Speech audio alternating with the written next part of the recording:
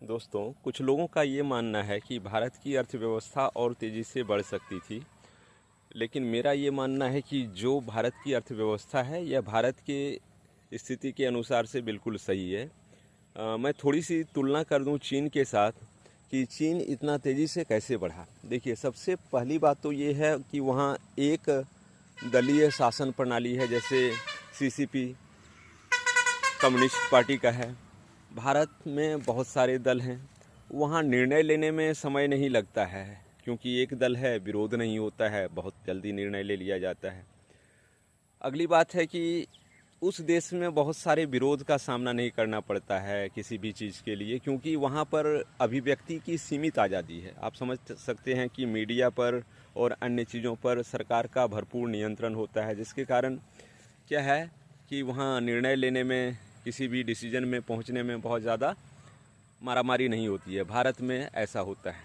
चीन ने 80 के दशक में जो सुधार किए, उन सुधारों के कारण रोबोटिक्स से लेकर विज्ञान के अन्य क्षेत्रों में चीन ने काफ़ी तरक्की की, शिक्षा व्यवस्था को बहुत दुरुस्त किया।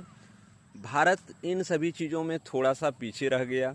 हालांकि भारत की वृद्धि तो है, लेकिन चीन की रफ्तार से थोड़ी कम है।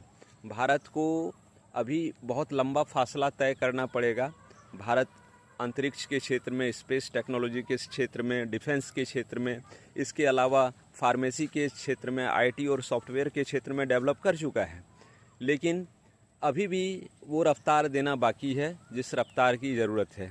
यदि इन सभी चीज़ों पर ध्यान दिया जाए तो बहुत कम समय में ही भारत बहुत तेज़ी से एक विकसित देश बन सकता है। इसके लिए सरकार को समुचित सुधार करने पड़ेंगे।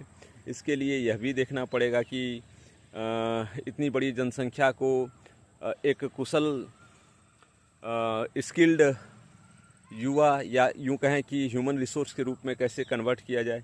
यदि इन सभी चीज़ों को करने में सफल रहे तो वो दिन दूर नहीं कि भारत एक विकसित देश के रूप में बहुत तेज़ी से उभर जाएगा और भारत पूरे विश्व पर राज करेगा।